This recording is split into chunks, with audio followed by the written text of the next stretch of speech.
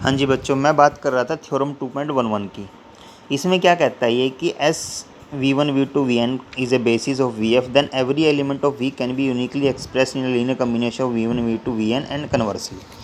इसका मतलब क्या है बेटा, मैं गूगल मीट पे बता रहा था, आवाज़ कट गई, आज नेटवर्क प्रॉब्लम हो रही है। तो ये कहता है कि मान लो मैंने कहा भी एक बेसिस क्या काम करती है, दो काम करती है। एक तो लीनियरली इंडिपेंडेंट होती है, एक V के हर एक एलिमेंट को जनरेट करती है, ठीक है ना। अब बात जनरेट करने की जब आती है तो ये आता है, मैंने कहा फॉर एग्जांपल के लिए मैंने पुनीत और आशीष दो बच्चे ले लिए, मैंने वेक्टर स्पेस का कोई भी एलिमेंट लिया V। मैंने कहा बच्चों इसको ना कम्बिनेशन में लिखो S के, यानी कि V1 V2 Vn के। तो मान लो आशीष A1 A2 An की वैल्यू अलग निकाल लाया और पुनीत अलग निकाल लाया A1 A2 An की वैल्यू। ऐसा नहीं होगा बेटा। मतलब अगर एलिमेंट सेम है, बेसिस सेम है, तो वो यूनिकली एक्सप्रेस्ड होगा, चाहे कोई भी कर ले, ठीक है ना। इसको हमने प्रूव करना है। तो क्या कहता है कि let S be a basis, V कोई भी कैपिटल वी का एलिमेंट ले लिया। अगर पॉसिबल है तो उसने उसको दो तरीके से लिख लिया, यानी कि वी को एक बार लिख लिया A1 V1 A2 V2 An Vn, और दूसरी बार लिख लिया B1 V1 B2 V2 Bn Vn, ठीक है। क्योंकि दोनों सेम है, यानी कि लेफ्ट हैंड साइड तो सेम है, तो दोनों को उसने सब्ट्रैक्ट कर दिया। राइट में तो लेफ्ट में तो जीरो आ गया, राइट में A1 minus B1 V1 A2 minus B2 and so. क्योंकि एस बेसिस है, एस बेसिस है तो वो लीनियरली इंडिपेंडेंट है। लीनियरली इंडिपेंडेंट है तो बेटा जब उसका लीनियर कम्बिनेशन आप जीरो के बराबर पुट करोगे तो हर स्केलर को क्या आना पड़ेगा, ज़ीरो। यानी कि V1 के जो आगे आएगा उसके भी ज़ीरो होना पड़ेगा, V2 के जो आगे है जो उसको भी ज़ीरो, एंड सो ऑन। ऐसा करने से A1 बराबर B1 आ गया, A2 बराबर B2 आ गया और An बराबर Bn आ गया। इसका मतलब आप एलिमेंट को यूनिकली एक्सप्रेस कर सकते हो। ऐसा नहीं कि एक एलिमेंट सेम दो बच्चों को दे दिया तो दोनों उसको अलग अलग एक्सप्रेस कर ले आए। स्केलर हमेशा क्या आएंगे, सेम ही आएंगे। अब इसका कन्वर्स पार्ट में सिर्फ इतनी बात कहता है वो कि हमने मान लिया कि हर एक एलिमेंट यूनिकली एक्सप्रेस हो रहा है, हर एक एलिमेंट यूनिकली एक्सप्रेस हो रहा है, और एस क्या है, स्पैन कर रहा है वी को। एस क्या कर रहा है, स्पैन कर रहा है। ऑफकोर्स सी बात है, जब हर एक एलिमेंट बेटा यूनिकली एक्सप्रेस हो रहा है तो इसका मतलब एक्सप्रेस हो रहा है। एक्सप्रेस होने का मतलब हर एक एलिमेंट लीनियर कम्बिनेशन में लिखा जा रहा है। तो हमने प्रूव करना है कि एस बेसिस है। अगर बेटा हमने ये प्रूव करना है कि एस बेसिस है तो बेसिस की तो दो कंडीशन होती हैं, एक तो लीनियर कम्बिनेशन में लिखा जा रहा है हर एक एलिमेंट, और एक इंडिपेंडेंट।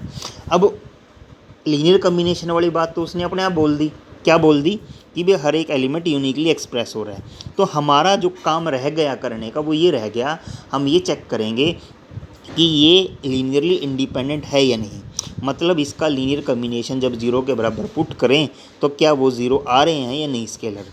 तो उसने जीरो लिया कैपिटल वी का, क्योंकि जीरो वी का एलिमेंट है तो वो एक्सप्रेस होएगा। A1 V1 A2 Vn An Vn ले लिया। अब जीरो ऐसे भी लिखा जा सकता है, zero V1 zero V2 zero Vn, लेकिन वो तो कहता था हर एक एलिमेंट यूनिकली एक्सप्रेस होंगे। तो इसका मतलब है A1 बराबर जीरो, A2 बराबर जीरो एंड सो। इसका मतलब क्या है, V1 V2 Vn का सेट क्या आ गया, लीनियरली इंडिपेंडेंट। तो ये तो बेटा थी थ्योरम 2.11। अब नेक्स्ट हम डिस्कस करते हैं, बड़ी इंपॉर्टेंट थ्योरम है बेटा, existence theorem. Existence theorem state and prove में भी पेपर में आ सकती है। तो आपने सिर्फ ये प्रूव करना है कि there exist a basis for each finitely generated vector space.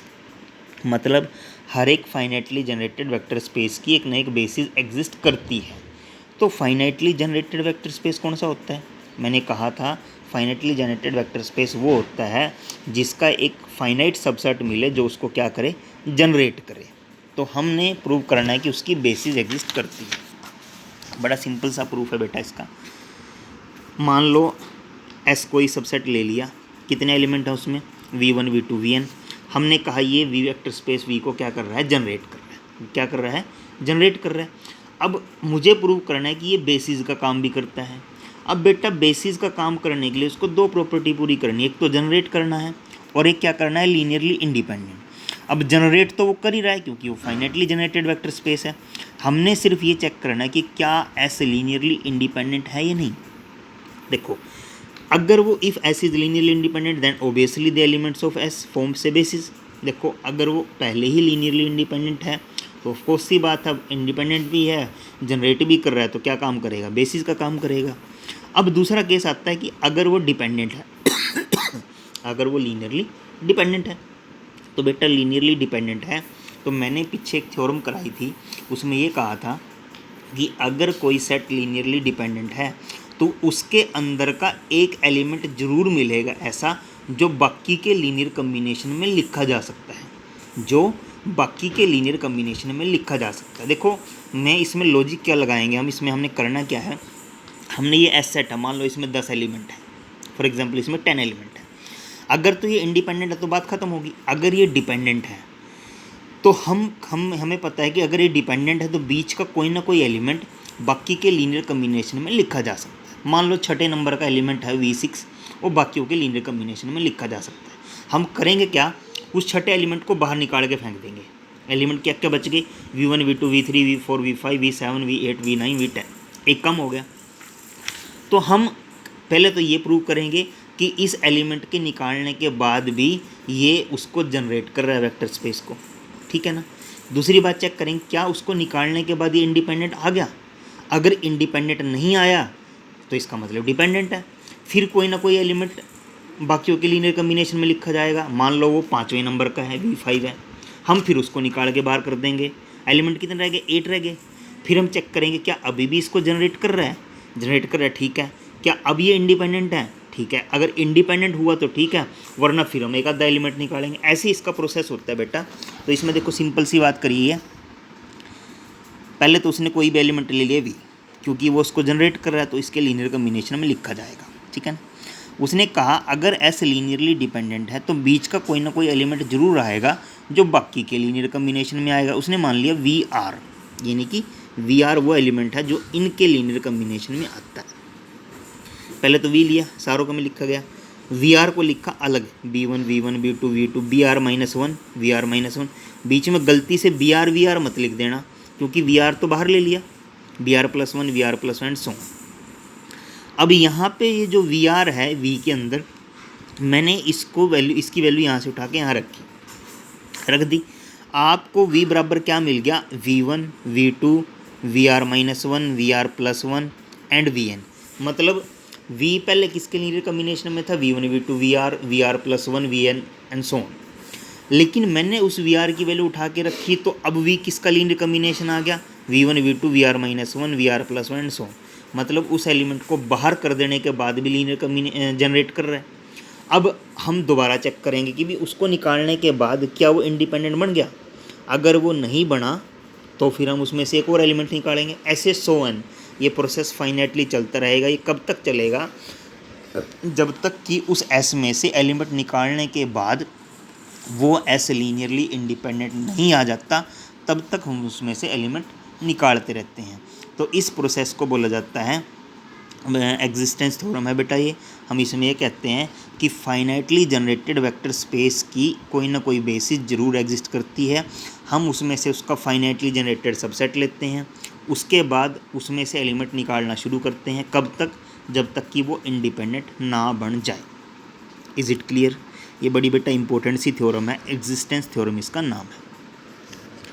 अब हम इसके बाद नेक्स्ट थ्योरम की तरफ बढ़ते हैं बेटा। नेक्स्ट थ्योरम है आपके पास which is S is equal to V1 V2 Vn spans V then any n+1 vectors in V are linear dependent। इसका मतलब क्या हुआ, इसका मतलब ये है कि बेटा अगर आपको पता लग जाए कि एक वेक्टर स्पेस V है, एक उसका सबसेट है जिसके अंदर n एलिमेंट है और वो उसको स्पैन कर रहा है। स्पैन का मतलब है कि V का हर एक एलिमेंट उसके लीनियर कम्बिनेशन में लिखा जा रहा है। तो उसके बाद वो कहता है कि अगर मैं उस वेक्टर स्पेस के कोई भी n+1 एलिमेंट ले लूँ, मतलब उससे एक बड़ा एलिमेंट ले लूँ, तो हमेशा क्या आएगा, डिपेंडेंट। हमेशा क्या आएगा, डिपेंडेंट। बेटा मैं एक मोटी सी बात बताने जा रहा हूँ। मैंने पहले क्या ले लिया, S' ले लिया, इसके अंदर W1 W2 Wn+1 एलिमेंट ले लिए जो किसका सबसेट है, V का। मेरा टारगेट, मेरा फोकस पता भी क्या है, मुझे इस S' को लीनियरली डिपेंडेंट दिखाना है। अब लीनियरली डिपेंडेंट दिखाने का तो एक ही तरीका है, लीनियर कम्बिनेशन 0 के, और हम ये गारंटी दे दें कि बीच में से कम एक स्केलर क्या है, नॉन ज़ीरो है। इसका प्रूफ बड़ी आराम से देखना बेटा, ठीक है ना। W1 W2 Wn+1 किस में से बिलोंग कर रहे हैं, V में से। अब V1 V2 Vn का सेट क्या कर रहा था, उसको स्पैन कर रहा था, तो ये एलिमेंट इनके लीनियर कम्बिनेशन में आएंगे। उसने पहले W1 को लिखा, फिर W2 को लिखा एंड सो ऑन Wn+1 को। लिखने का तरीका नोट करो, जैसे मैट्रिक्स लिखते हैं ना A11 V1, क्यों लिख रहे हैं ये नोट कर लेना, बड़ा इंपॉर्टेंट है ये। A12 V2 A1n Vn, W2 को भी ऐसे लिखा, Wn+1 को भी ऐसे लिखा। अब उसने कहा है consider the following system of n equation in n+1 unknown. अब इन इक्वेशंस को कंसिडर करने का तरीका देख लो क्या है, रट्टा नहीं मारना बेटा, मैं बार बार ये बात बोल रहा हूँ, ठीक है ना। आपने करना क्या है,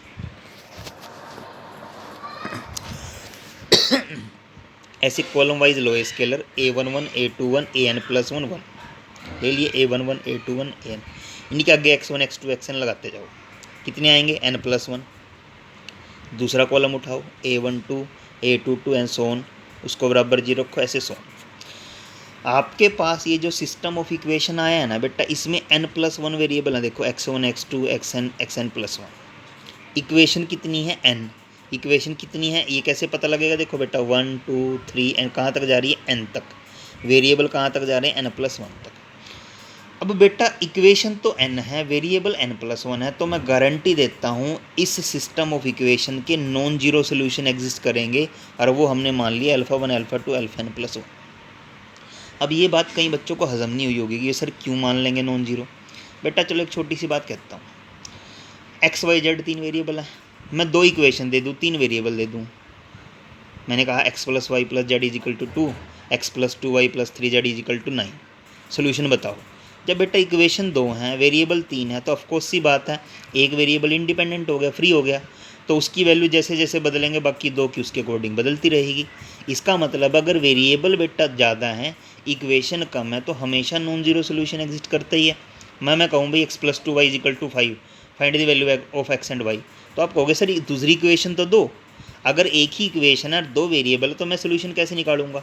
इसका मतलब तो मैं x की वैल्यू बदलता रहूँ, y की उसके पर डिपेंड होती हो जाती रहेगी। यही मतलब है बेटा, अगर वेरिएबल ज़्यादा है, इक्वेशन कम है, तो नॉन जीरो सोल्यूशन की गारंटी ले सकते हैं। इसका मतलब α1 α2 αn+1 इसके सिस्टम ऑफ इक्वेशन क्या क्या बन गए, सोल्यूशन। मतलब x की जगह x1 की जगह α1 x ऐसे सो। उसने इसके बाद क्या किया बेटा, पहली इक्वेशन को v1 से मल्टीप्लाई किया, दूसरी को v2 से एंड सो करके फिर उनको जोड़ दिया। जोड़ने के बाद देखो ये चीज़ जुड़ेगी, क्योंकि इनमें से क्या कॉमन आएगा, α1 कॉमन आ गया, A11 V1, उसके बाद होगा A12 V1 ऐसे सोन An Vn, फिर इसको जोड़ोगे, इसमें से कॉमन क्या आएगा, α2 कॉमन आएगा। α2 कॉमन आने के बाद क्या बचेगा, A21 V1 A2 ऐसे सोन। ऐसे ही लास्ट वाले में से क्या आएगा, αn+1 कॉमन आएगा, क्या बचेगा, An+1 V1 ऐसे सोन।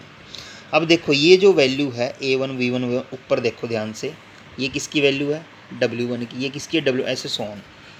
क्या आ गया आपके पास, α1 W1 α2 W αn+1 Wn+1 = 0। अब आपने कहा कि α1 α2 αn+1 नॉन जीरो सोल्यूशन है, मतलब इनमें से एक तो नॉन जीरो है। लीनियर कम्बिनेशन किसका जीरो है, W1 W2 Wn+1 का। इसका मतलब क्या आ गया, लीनियर कम्बिनेशन जीरो, कम से कम α1 α2 αn+1 all are not zero. इसका मतलब ये जो सबसेट है ये क्या आ गया, लीनियरली डिपेंडेंट। बड़ा सिंपल सा क्वेश्चन है बेटा, बट दिमाग इसमें बहुत लगेगा। शुरुआत यहाँ से करनी है, W1 W2 Wn+ को लीनियर कम्बिनेशन में लिख लिया, क्यों, क्योंकि ये इसको जनरेट कर रहा था। लिखने का तरीका देख लो, मैट्रिक्स वाली फॉर्म में लिखा है। फिर जो इक्वेशन कंसीडर करी हैं वो वर्टिकल करी हैं, मतलब ऐसे n+1 variable n equation, non zero solution आएगा क्योंकि इक्वेशन ज़्यादा हैं, कम है, वेरिएबल ज़्यादा हैं, सोल्यूशन मान लिए। उनको फिर V1 V2 Vn से जोड़ के किया, करते टाइम देखा कि α1 के आगे W1 आ गया ऐसे सोन, क्योंकि ये सारों में से कम एक नॉन जीरो है, तो इसका मतलब ये क्या आ गया, लीनियरली डिपेंडेंट। ये 3 थ्योरम्स हैं बेटा, बड़ी इंपॉर्टेंट है।